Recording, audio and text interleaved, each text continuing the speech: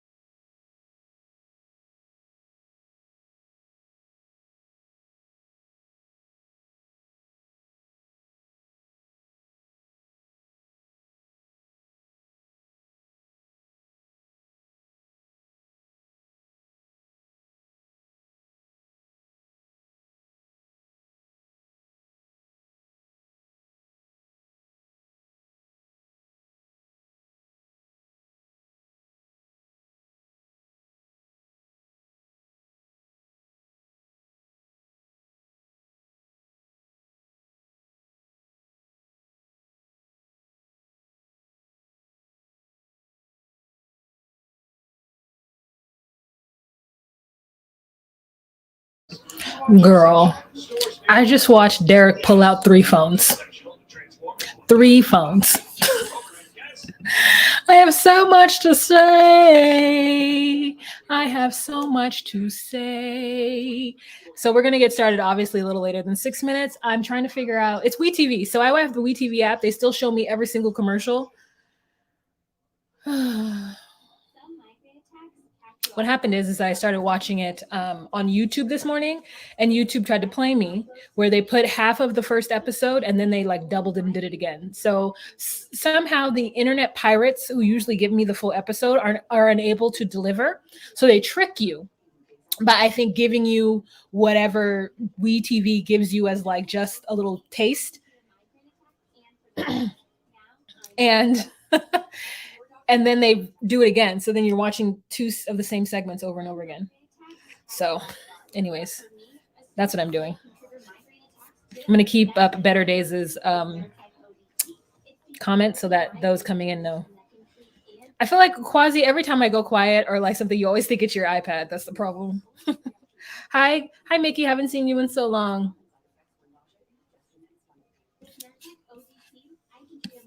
I see you, Molly. Yeah, it's like they trick you. So you think you've watched it and you have not. Okay, it's back on. Let me go on mute.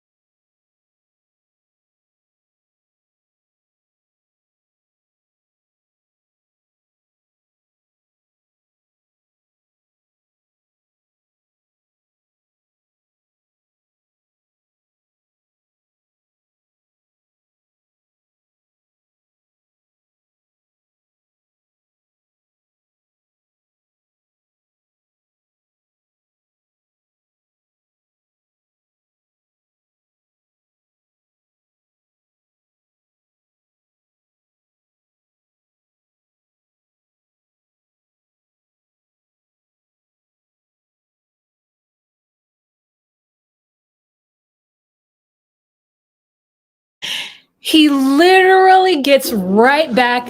I sorry. Let me take off my TV and I'll be right here and we'll get started.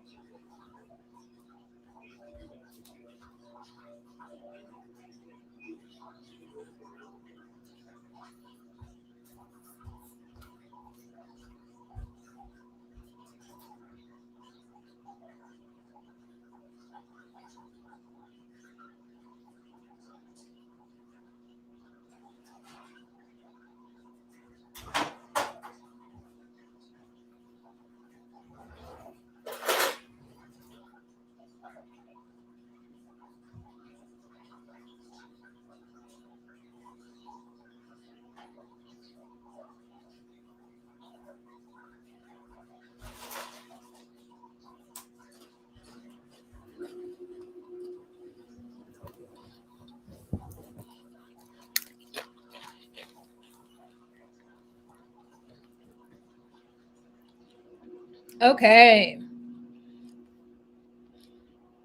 Let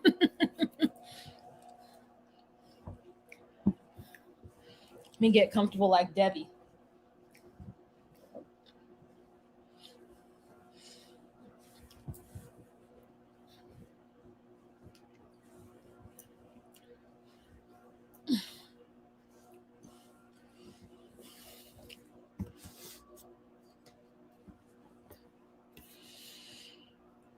All right, let's get started at 14:30. Let's do this. Thank you guys so much for your patience. Got to remember to add it in the drop-down menu. Here we go. Hey guys, it's Wahima, but just call me Wah. Melanated! Welcome to my recap of Life After Lockup, Season 4, Episode 42, that fresh out glow. You know, them females, they just be, they see it on me. That's that fresh out glow, My name is Wah. If you're new to my channel, I do recaps of relationship reality TV shows such as Love After Lockup, Life After Lockup, Love During Lockup, 90 Day Fiance, and all of its iterations. I'm talking about before, and I'm talking about Toe. I'm talking about Happily Ever After, even though 22 episodes is far too much. 22 episodes is like a full network season. Okay, TLC, too many. I also do some Netflix stuff, which is Love After Love is Blind. Love is Blind? Yeah.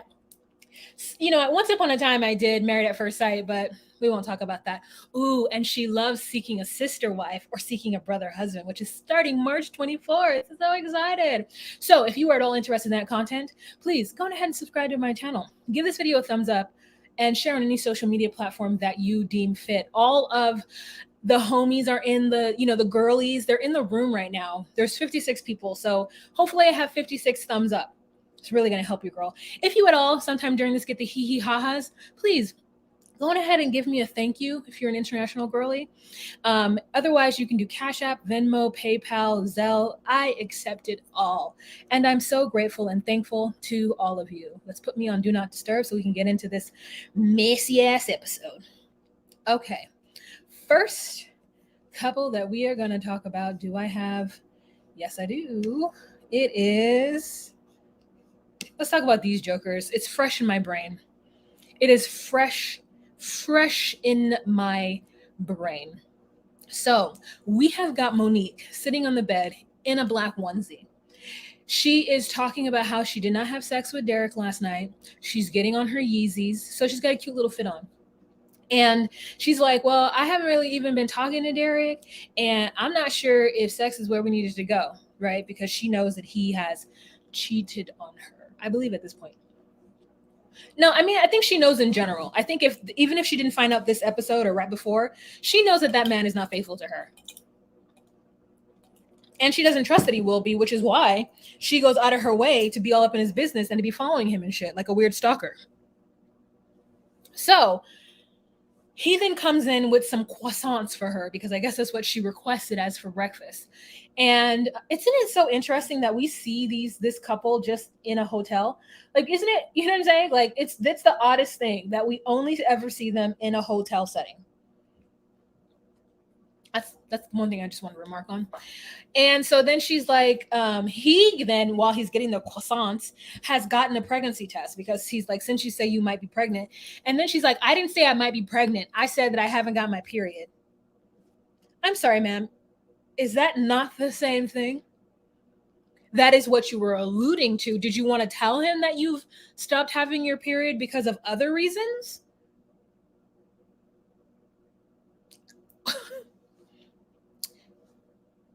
Men don't even know that the outside of that the vagina is the in part. The out part is called a vulva. So why would he even know to equate anything about not having your period to anything other than pregnancy?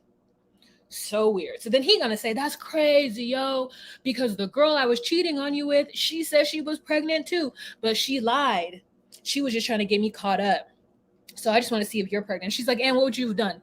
What were you? He was like, I guess I'll take care of the baby. And she was like, well, I guess I was gonna have to beat your ass. And again, I do not like people saying things that they're not gonna do. In what world is Monique gonna actually beat him up? Oh, like it just makes me so mad. I know people say things like that all the time, but it just really makes me mad that she just kept saying that she's gonna like this. I don't know. Anyways, girl. So she's like, so you had sex raw? Why? Why did you do that? And he's like, I don't know. She's like, you could have given me an STD. You could have given me something I couldn't get rid of. And I'm like, even if you could get rid of it, girl, still be mad. Still be mad. Okay. It's just so interesting to me how folks will just put themselves on the line and just be spreading around STDs with each other and just shrug the shoulders and keep it moving. It is so interesting to me. I think here's what I think must happen. I think what must happen is if you are a person who lives in, like, let's say a projects or some kind of housing community or like an apartment complex or whatever, and you're young and you have sex and it feels good. So good for you, especially if you're a woman and it feels good. Happy for you. So you continuously do it. And yeah, you're not going to use condoms because they don't feel good. And then you're like, oh, I got an STD. Okay. Or, oh, I got a baby. If that happens to you relatively young, I think that you are more resilient to bounce back and feel like, yeah, I'm gonna be out in these streets again. You know, took care of it. It was burning it was itching for a little bit, kept moving. But like, I feel like if you are me and you have gone your entire life without ever having had, it would be jarring at this age for that to happen to me. I'd be very upset with myself. Then the only person that I can blame is me. And like, so that's why as an adult, you just have to like make those hard choices. And I guess she chose to have sex with him unprotected because he had just gotten out of prison. Anyway, so she's not pregnant, but she gets mad. In his confessional, he says that he's had sex with 10 women since he's gotten out of prison. And that's light work. Or since she's gone back to Ohio or wherever she's, Chicago. And that is light work. He's got that fresh out glow. He said he's shining like new money.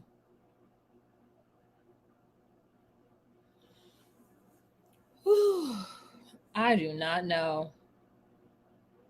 I do not know. So he says that he loves Monique, that he loves her emotionally, and he loves her passion for him and her heart. I feel like those were emotionally, her passion for him and her heart are all the same thing. Just different ways of saying that he just likes the fact that she gives to him and that she was there having conversation with him.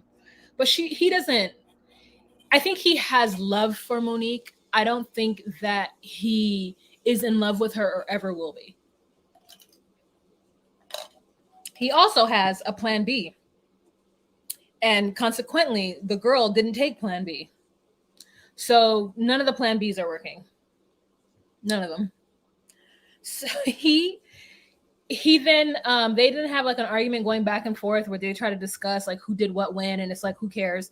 So then they go to dinner with her siblings, Sylvia and Calandria, which are like two different types of names. It's like Sylvia Monique and Calandria. Them is different ass names. That's like naming one child Mabel, Christina, and Chandra Lay. You know what I'm saying? Just like Shalandria reminds me of like chandelier. So it's just like it is just so like they is like one person is named after grandma, the other person is named after your favorite like pop star, and then the other person is a name like Beyonce, just a name somebody just came up with. Oh, is Sass here? Someone said, hey Sass. Is she here?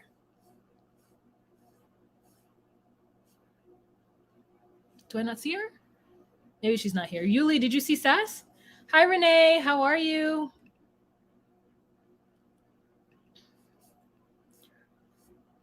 I'm trying to find her. Is Sass here?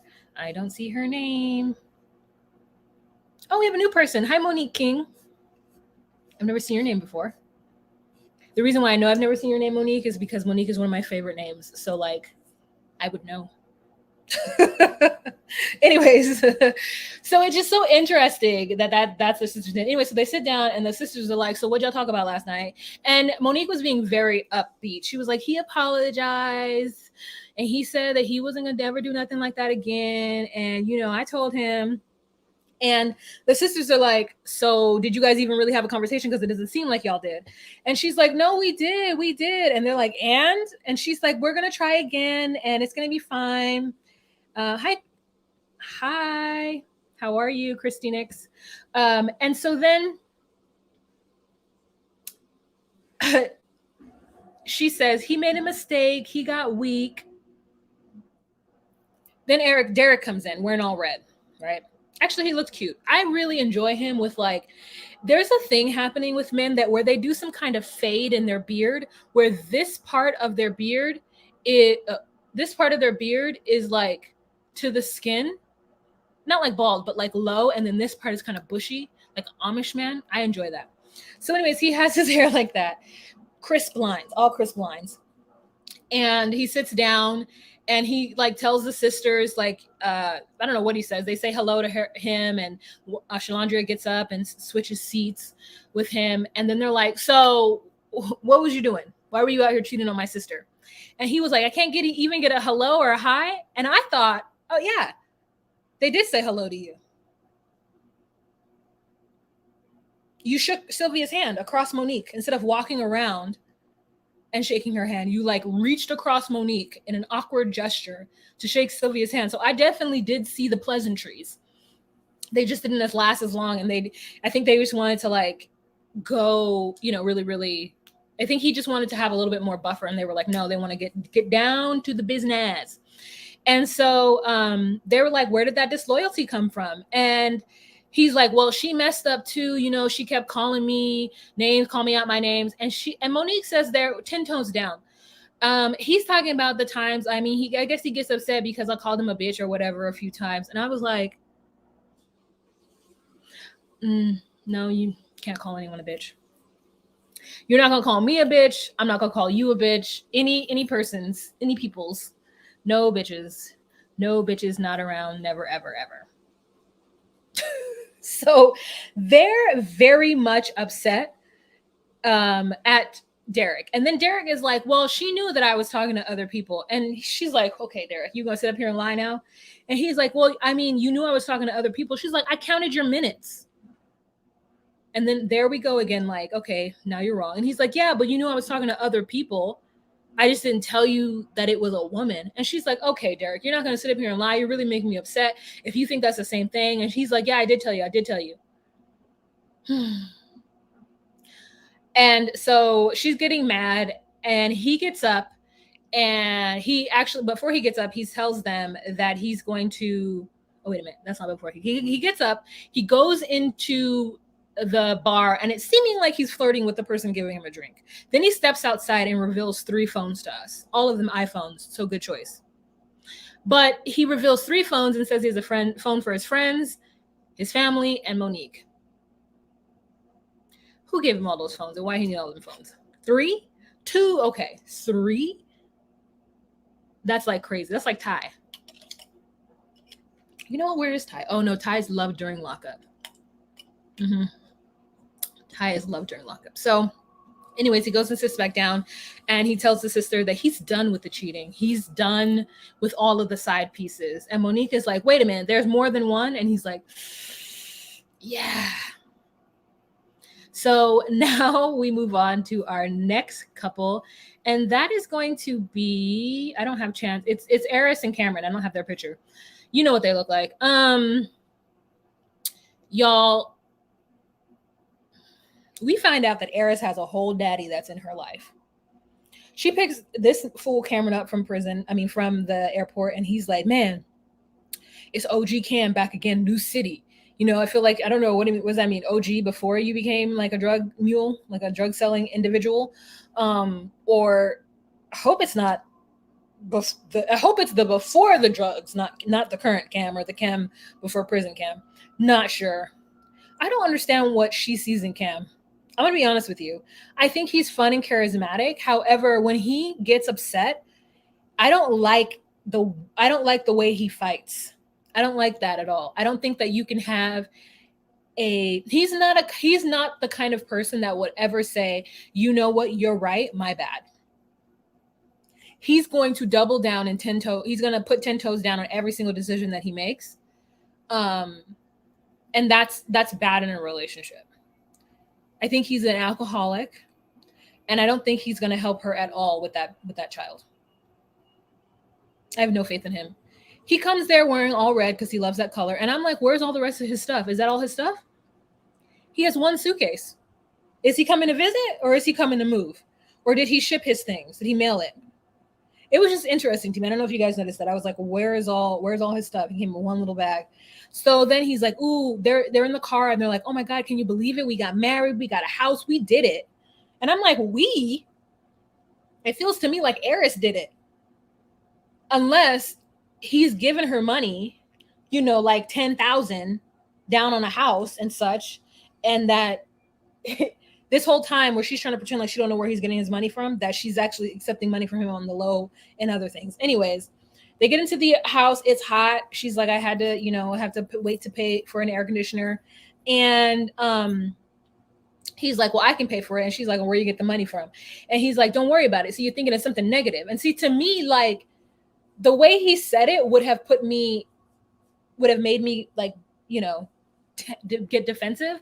And she didn't get defensive, which I think is good, because I just don't like the way he talks. Like, I don't like the manner in which he speaks to her. It doesn't feel like he speaks to her as one that he respects and that he holds on a pedestal.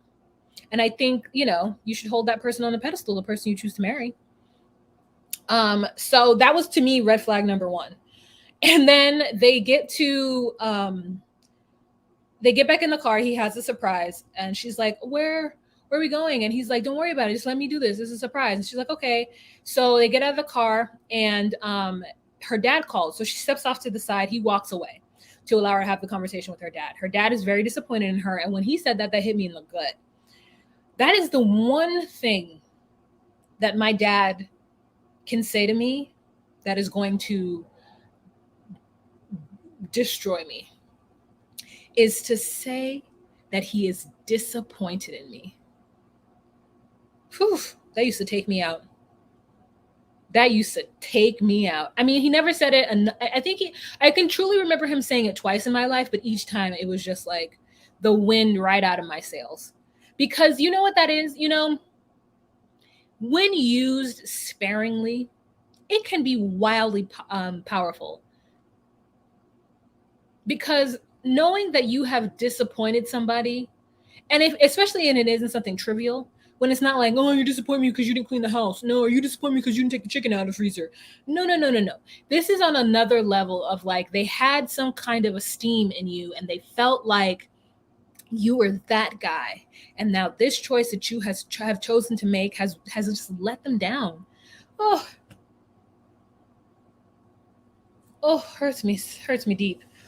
So I just don't know how she could have rebounded from that. She was like, "You know what, Dad, I think I made a good choice. And, trust me, I'm an adult. I wouldn't just choose anyone." And everyone in America who watches this show said, Eris, you just chose anyone. If there is a description of Cameron, that description is anyone. Cameron is a full alcoholic who doesn't know how to make money in any real way in the real world.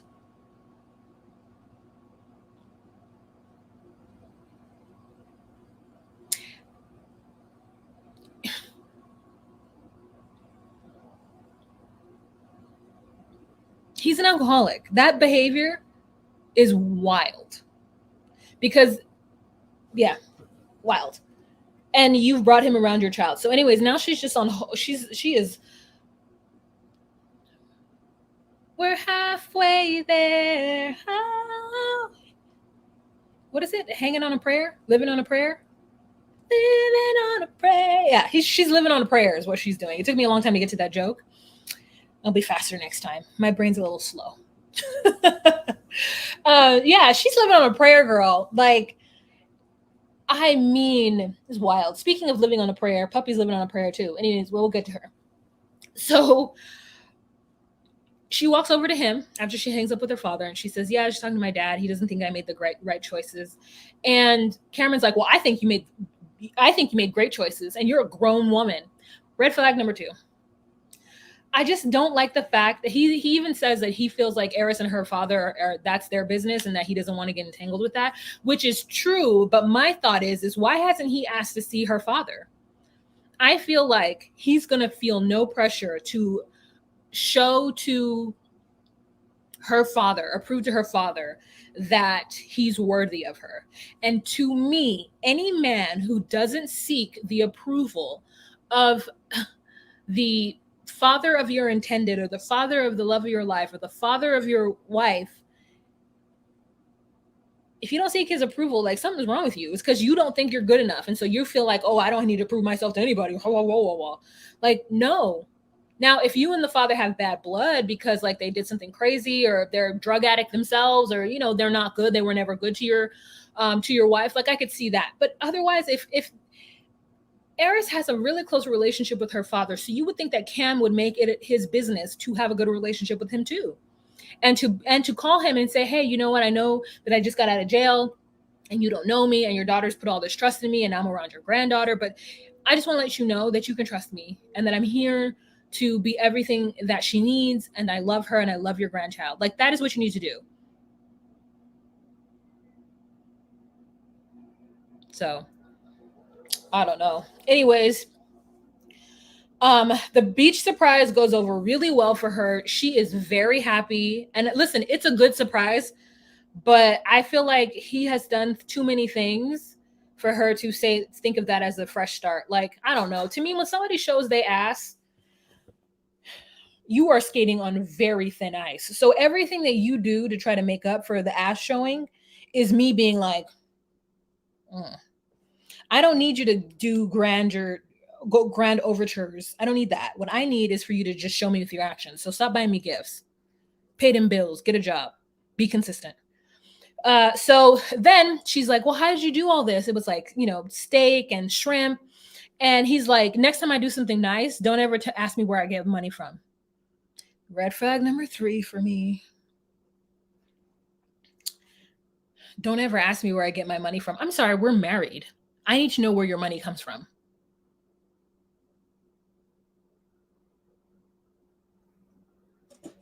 Unless it's illegal, then don't tell me.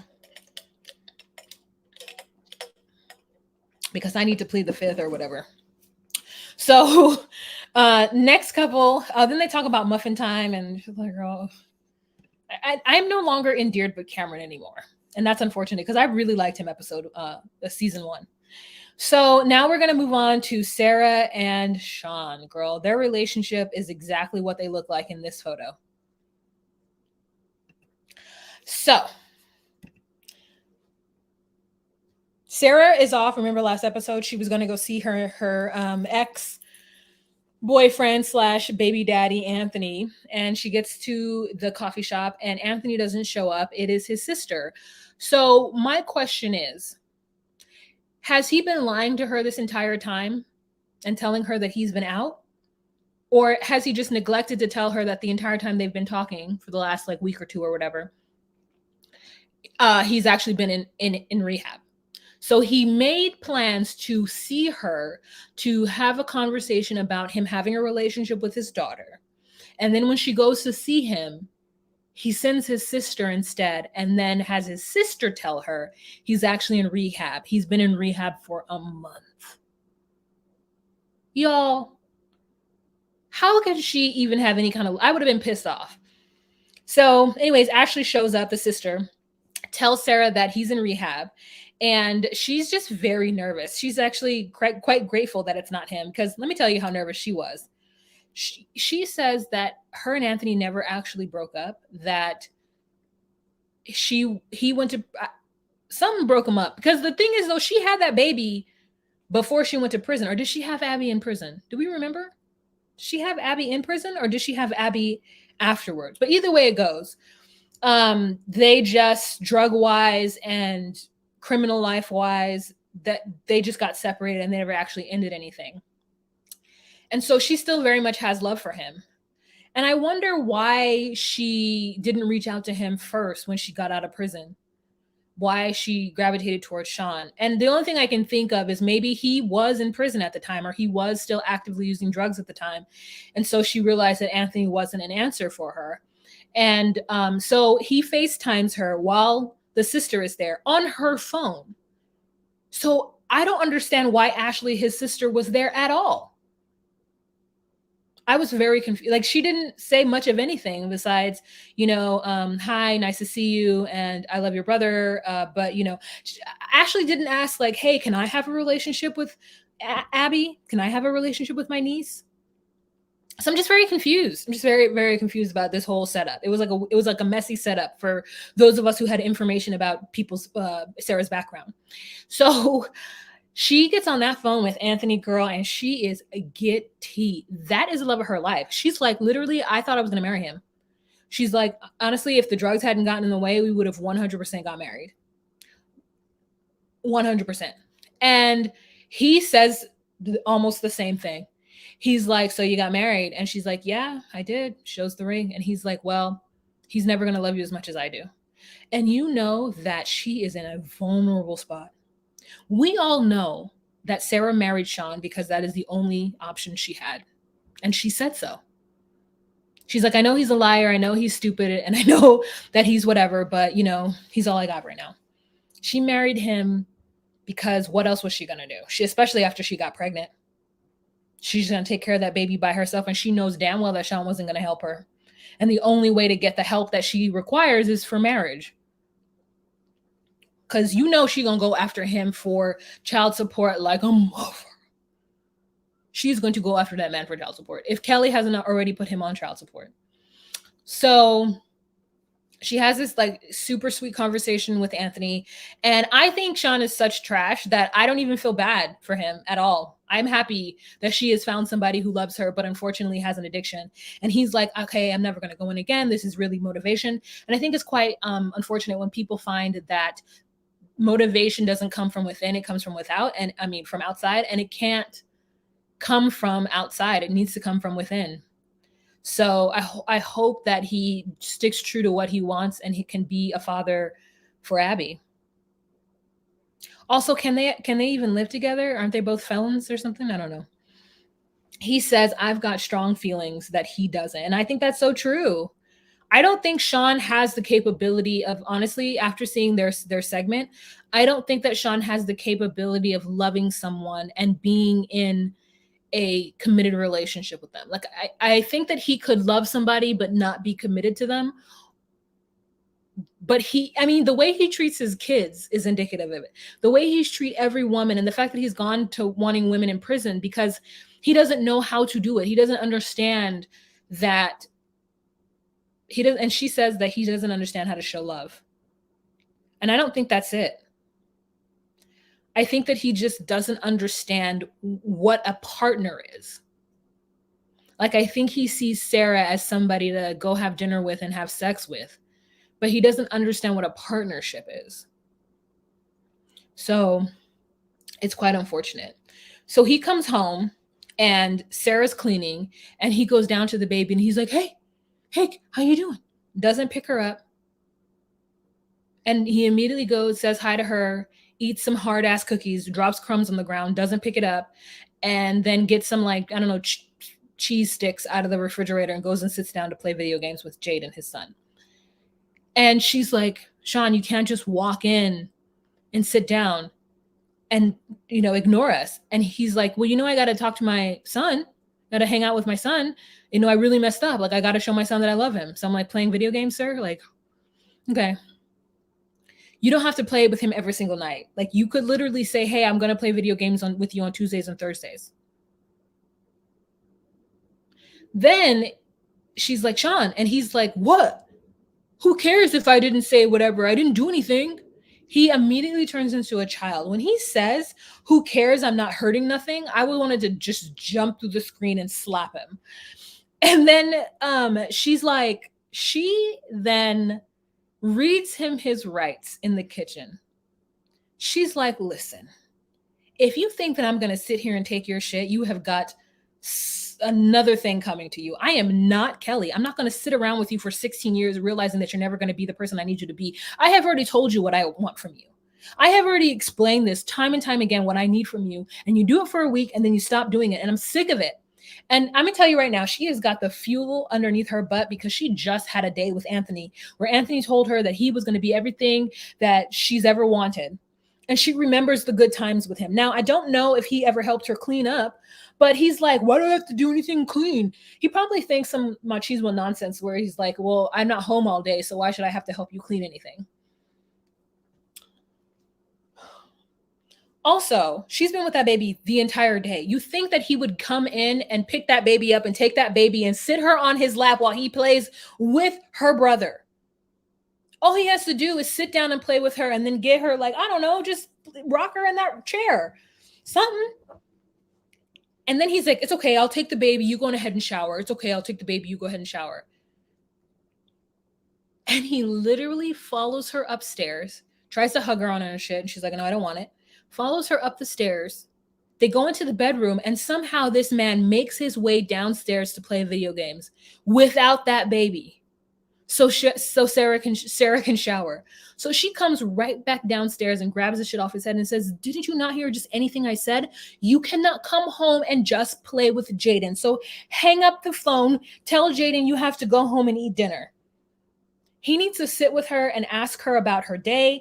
He needs to tell her at least about his day, something. I mean, she said, it's not my fault that you had kids all over the place, and so now you're trying to make up time. I mean, she literally reads him his rights. And then he's going to say to the cameras that he came home and she started screaming at him. I said, you is a lie if a lie is ever told. She was probably more calm than any rational person would be. She did not scream at you. She didn't even raise her voice. She was just expressing to you how you have failed her as a husband and failed Adelaide or Abigail or whatever that child's name is as a father.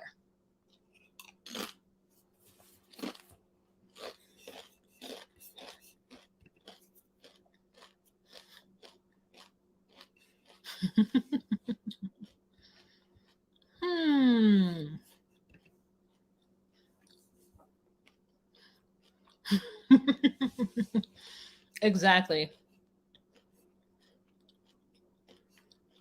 So anyways, I'm rooting for her and Anthony. This next segment should be Sarah. Sarah should actually leave Sean. And when Anthony comes out of the halfway house, it should be her in Love After Lockup with Anthony. All right. Let's move on. He's like, I'll fix it. Don't worry. Give me a hug. She's like, get the fuck off of me. Let's move on to Chance and Taylor. So this woman is in a thrift store. I'm going to tell you right now, I have literally never, ever thought in my life about baby clothes at a thrift store. Now, I know they must exist because I have been in thrift stores and she's in one of them big ass ones. Like, I don't know if she's in like a Goodwill where it's real organized. Like I know that they exist, but whenever I go into the Goodwill, I'm always looking for jeans. I'm always looking for jeans or like jackets. That's what I'm looking for. I'm looking for big ticket items that like hand-me-down versions of them will still be like good quality. Or I threw a dinner party once and I went and got all my dishes from the thrift store. I think I probably paid $20 for like a set of dishes that were nice, right? Because these are not like crap dishes. These are dishes that like from Mima's china cabinet, right? So I got some really nice dishes. I got some really nice goblets, and I knew I wasn't going to keep them. I just threw them away afterwards because, like, you know, you want to serve nice dishes or whatever, and you don't want to wash them. Like, you want to serve nice to people when you have a dinner party, but you're like, who wants to wash all them damn dishes afterwards? So I literally just threw them all in the trash, all these dirty plates. Now that probably isn't the greatest, but listen, I bought them from a Goodwill, so I feel really good about it. Once Upon a Time is a great thrift store for babies. Kids grow so fast that thrift store clothes are a decent option if you don't have hand-me-downs. Yeah. I have just never thought of it. So like to see her in there, you know, and she even says in there that like she doesn't want to have to buy her baby clothes from here because they should be able to afford baby clothes. But listen, baby clothes are expensive. I just have literally never gone into the baby section. Never. I go straight to the jeans for when, or I go and look at like I'll look at like for belts, or I'll look at the coats.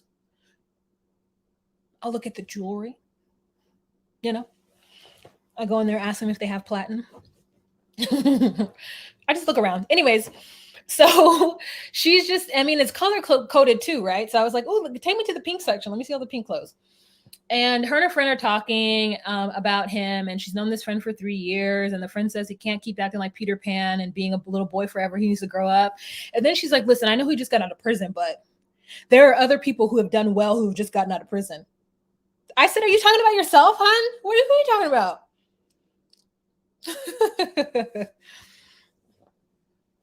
So I was like, who are you talking about?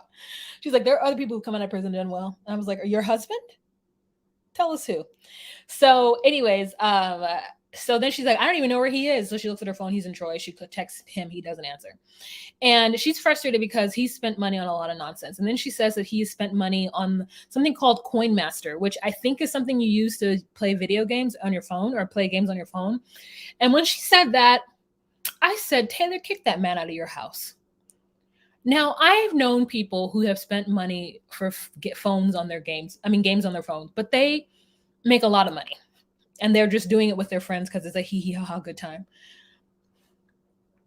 But are you actually paying for Candyland? Or what's that game called? What's the one with the little candies and you have to like move them and then they bust?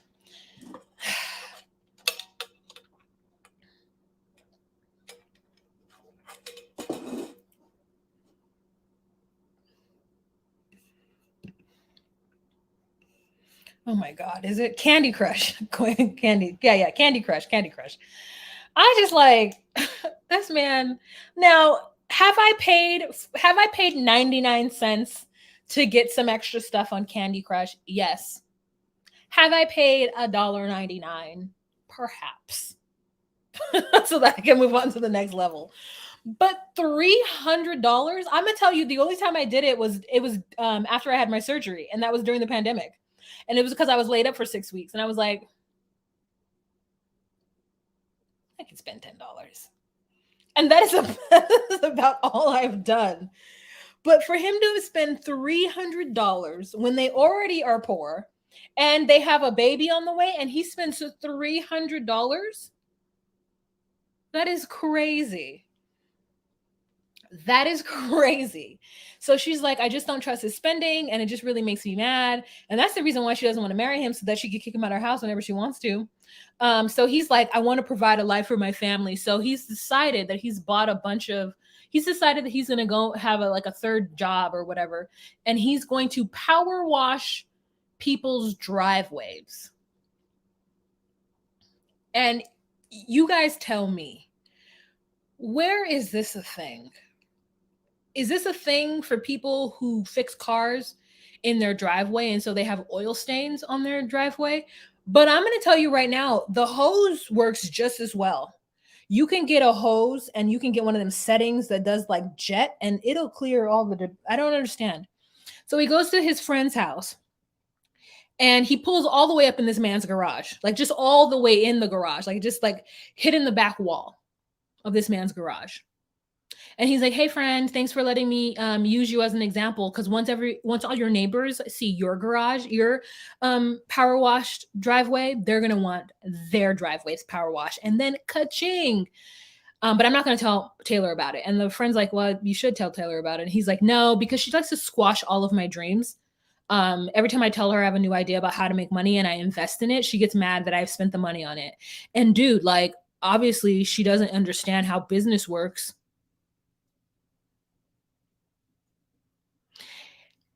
And then his son calls and he's like, "Hey, Ethan, it's me, Chance." "Oh, but you know that because you called me. Ha ha ha." So apparently Chance has this son that he hasn't seen in 18 years. So I'm assuming that child is 18 years old, maybe 19. And he's like, "Oh, because of, the mother took her away from me. So I never got to see him because of my addiction." And it's like, why didn't you say that first? Why didn't you say, because of my addiction, his mother made the correct choice and didn't allow me to see my son, because I would have just hurt his feelings time and time again with my shenanery. Chance is just one of these people, while he in some circles would be considered mildly handsome. And I really do feel like Taylor probably thinks that she's like couldn't do better looks wise. And so that's why she's dealing with him.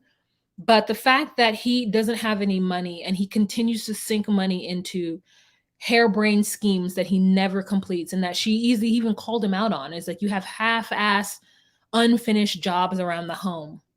And then you want to invest in a car, you have credit card debt, all of this shit. And so he gets on the phone and tells his son that he'll pay for him to come up there, because I mean, that's what it feels like a dad should be able to do. So he's about to charge a plane ticket for his son to come up and just stay up in Taylor's house and not even tell Taylor, not even call her and be like, "Hey, this is what I'm thinking." So then we cut to Taylor and him later on, after he's come back home with all of his driveway power washing equipment, and tries to tell her. And she's like, "What are you doing? We have a baby on this way. You can't start spending money on things." And he's like, "Well, let's just spend $700 or something." And she's like, "That's what I'm talking about." He's like, "You turned down all of my dreams." And she's like, "Because you never tell me about them. You tell me about them after you've already done them." And he's like, "Well, I'm going to make $500 and then $700 in 3 days. So guess what? It'll be paid off then." And she's like, "Guess what? If it is, and you do, then I will apologize to you. But until I see that, I'm going to be very upset." He acts like she's just putting down my dreams. It's just so annoying. I mixed up my notes, because my next note is about Derek and Monique. That's crazy. I put Derek has 3 phones. Well, anyways, let me move this.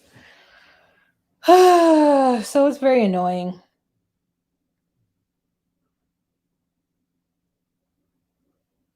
"You don't know how to make money. You only know how to spend money," he says to her.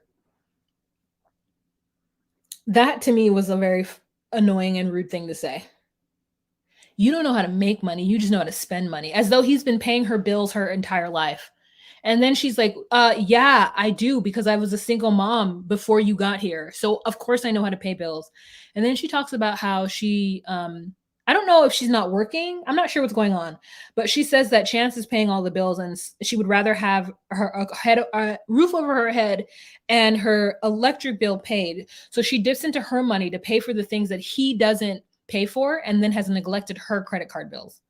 And so I'm just like, I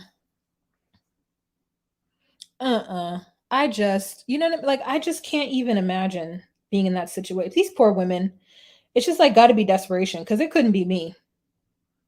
Hold on, I'm moving my notes because the next thing I have is that I'm gonna have a little party for my birthday, which I didn't talk about with Monique and Derek because it was in the wrong place. Select.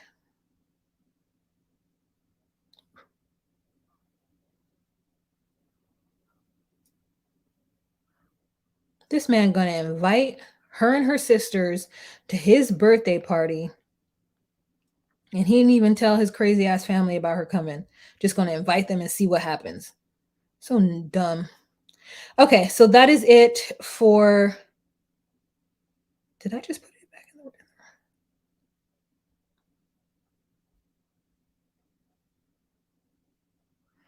the? I literally just put it right back in the same spot. Okay, let's go ahead and do that again.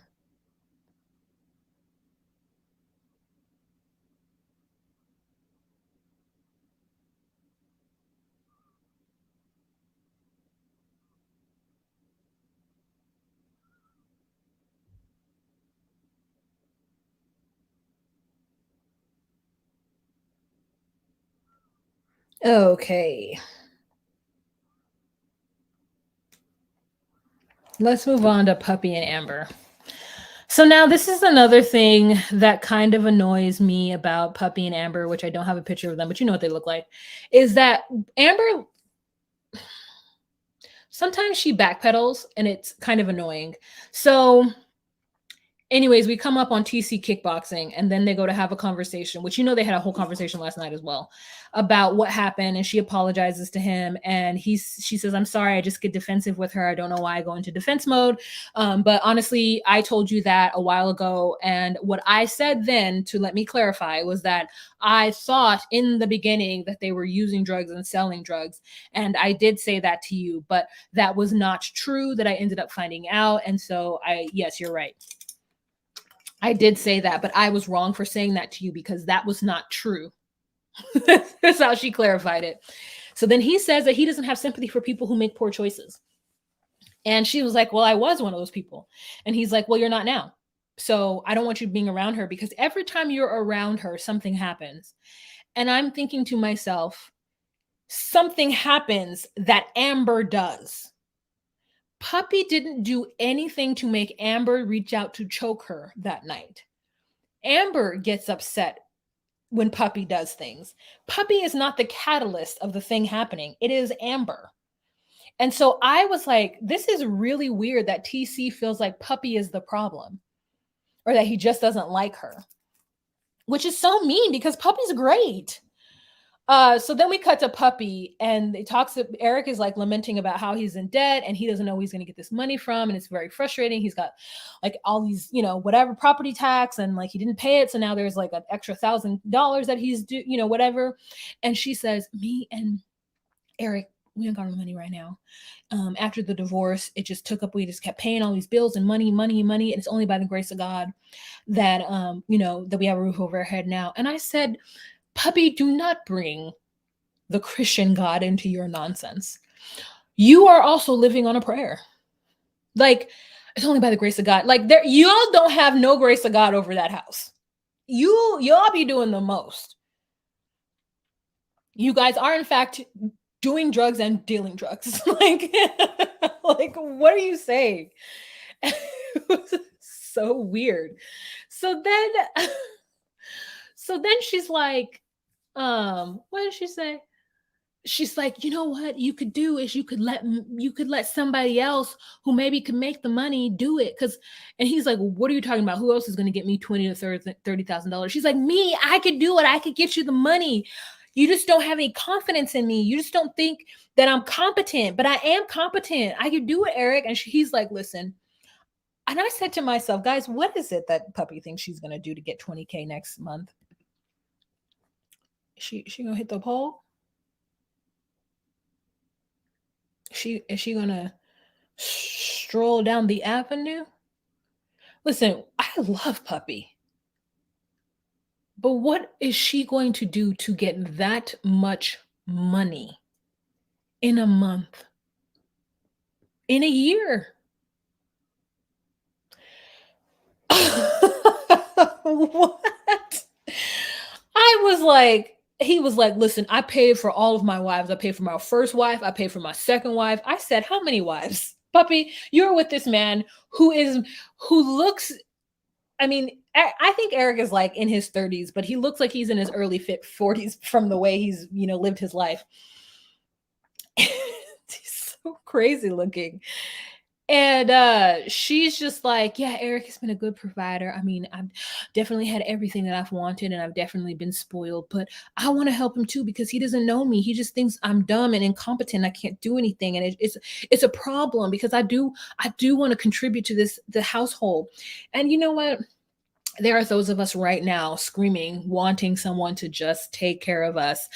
There are those of us right now sitting somewhere wanting to hear the words that came out of Eric's mouth, but from a different person in a different body and a different smell coming at you. You get what I'm saying? Like, we want to hear those words, just not out of that face or body. So I was like, girl, if you don't let that man be a man and pay the bills like he believes he should be doing,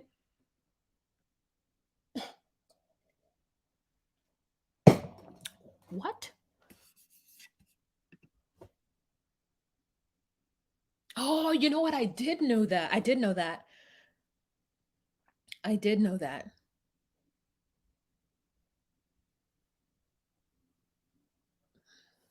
And I have chosen to forget it because I love her so much. And if I think about her having all those kids, then she's no better than Destiny. Except for she's much nicer.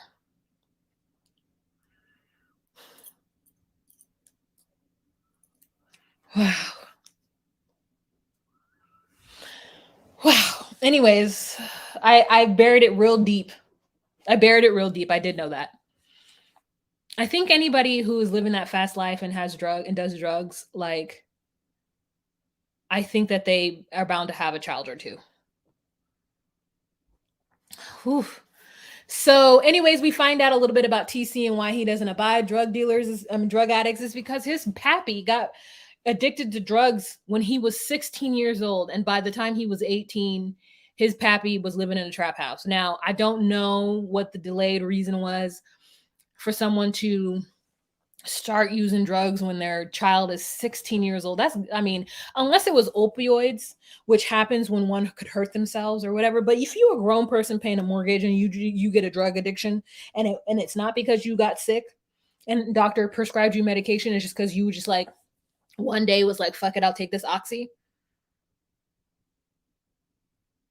Yeah. That's terrible. You can't just start doing meth at 32. You can't. Especially if you've not done anything prior to, you cannot just start using meth. You cannot. That doesn't make any sense. Like, I get people are hurting and you're hurting and things happen, but you've got to hold it together until your eldest is out the house. I mean, your youngest is out the house. You have got to hold it together until your youngest is out the house. You cannot just become a drug addict. So, anyways, so Amber has 3 years of parole and now 20 years of probation. Is this the same sentencing that Mike got? Because Mike has 20 years of something too. And I thought it was 20 years of parole, but maybe it's probation. And what does that mean? What does that mean? Anyways, did we talk about everybody? I think we did. Amber makes me mad because I feel like she just needs to stop making excuses for people. But I think the reason why she did it is because she really thinks that her and TC have a stellar relationship that has been better than any relationship she's ever had because they don't fight. And I'm like, you are, if he is an abuser, if he is somebody that's going to abuse her in any other ways besides physical or whatever, like, he could easily take advantage of her, because not fighting is not the sign of a great relationship. Like, if you don't get frustrated with each other or like have conversations where you guys are at odds, then like, I don't want it. You know what I'm saying? I'm not saying that it's not a real relationship, but I think if everyone's being true and honest with how they feel and not bottling anything up, then you'll have discussions and you may argue. So I really hope that she doesn't have to give up everything that she is, and her friendships with people, because he doesn't like it, because she wants to have this kind of peaceful existence. And if that's what she does, she does. I don't know their real circumstances, so I don't know how bad it's been, but I don't like TC. I don't know why. I feel like he's on a high horse and I want him off that horse. Anyways, you guys, I think that is it. In fact, I know it's it. When did we start? Did we start at 12 or 14:30? I think it was 14:30. I'm going to put 14:30 and hope for the best. And hope that everybody forgives me. Did Sass end up coming into the room? I got to join a Nikki Star tutorial. A Nikki Star? Not tutorial, it's just Nikki Star. I got to join one of her things. I haven't seen her in a long time. Ooh, dating doula. Amber is a magical thinker. Her and TC's relationship is great, and she's also not a bisexual or lesbian. Woo.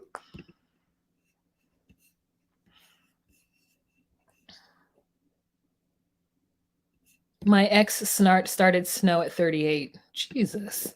Did he have kids? Probation is basically you have a set rules and you have to live by for the time frame in lieu of incarceration. Oh. I just think it's like, here's some information. Didn't nobody ask you, Siri? How does she be hearing me and then like saying stuff to me? Oh, Kristen Jones, thank you so much. Amy Sullivan, thank you so much. You guys had the hee hee ha ha's. I love you. I love that Amy put hee hee ha ha ha. Hee hee ha ha. Thank you. That lets me know. I love it. Thank you so much. Anyways, what else, y'all? What are we talking about? I think that's it. Did I tell you guys that I'm going to Costa Rica? I'm so excited. I'm so excited.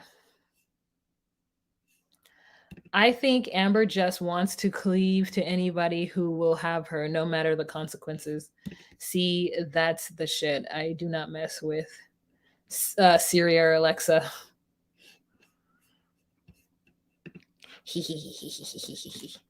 Oh, all of my things. I'm trying to pack for it too, and I've ordered some items to help me organize my bag so that I can fit more in it. And I'm waiting for it to come, and it's like it's going to come by 10 p.m. I'm like, that's unacceptable, Amazon. Unacceptable.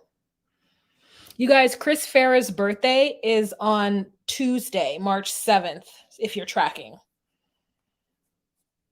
Chris's birthday is coming up this Tuesday. So show her some love. I doubt she's going to go live, but just, remember. Okay, got my iron pills. Got my sleep supplements. Oh, thank God. I'm going to start taking ashwagandha, a multivitamin, fish oil, and a re-up on my iron. I got a pumice stone. Oh, my things were delivered. Oh, I got to check my little bag. Delivered today. Ooh, delivered today. Okay, great. I got to go back into my delivery room and check and see where the rest of my packages are. Because I got one box, but it doesn't seem like all those things will be in it. And it was quite light. So we'll see.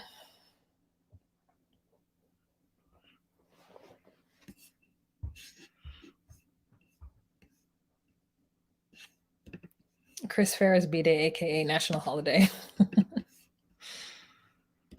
You know what? I will try, but to be honest, I never do, because I don't want to have to carry a separate camera, because I would have to. And I don't want to use my phone because then I'm going to use up all the space on that. It's hard for me to figure out how to get my phone stuff off of it, is a lot. But I mean, listen, I'll do my best. I can make an attempt to do like a mini vlog of like maybe a 2-minute or 3-minute situation. Like it's not going to be like a 20-minute nonsense. But I can try. Do you follow me on Instagram? I'm better at Instagram. So if you follow me on Instagram, it'll most likely be in my stories for real. Whew. All right, you guys. Oh, my makeup case. Expected tomorrow at 10 p.m. Oof, that is unacceptable.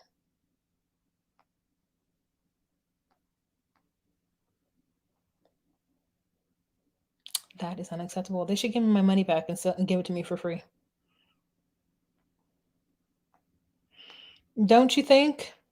That's what I think they should do. I feel like if you pay for Prime and something doesn't get to you in 2 days, that they should give you your money back and send it to you for free. That's just the way I feel. Okay. I think that's it, you guys. Thank you so much for joining me. Thank you so much for anybody who does a thank you or anybody who does a Zelle or a Venmo. I appreciate it. I will be back next week in exactly a week. I'll be back in exactly a week. I will go live and talk about whatever is available tomorrow. Like once I'm done watching Toe, I'm going to go live. The issue is it's got to be quick because I got to be at the airport at 6 a.m. on Monday. I know, which means that I have to leave my home at 4:30. Not that I live that far, but I'm traveling internationally, so I kind of want to like leave at 4:30, get there at 5, and then just like chill, you know? So I was gonna do an Uber, but I feel like the Ubers that would be around at 4:30 in the morning in Minnesota is kind of sketch. I don't know. I don't know. I feel weird. I feel weird about it. But maybe it'll save me some money because then I have to let my car sit at the airport for 4 days. We'll see. Sometimes I don't be feeling like just getting an Uber when I get off the plane, you know? Sometimes I'm like, I just want to get in my car and drive. Might just do my car. Anyways, thank you guys so much. Thinking out loud. Y'all have a fantastic evening. We'll see you tomorrow. And jump in the line, rock your body on time. Okay, I believe you. Remember to be you, be true, and find your place. Bye. Now I sing the long song. Jump in the line, rock your body on time.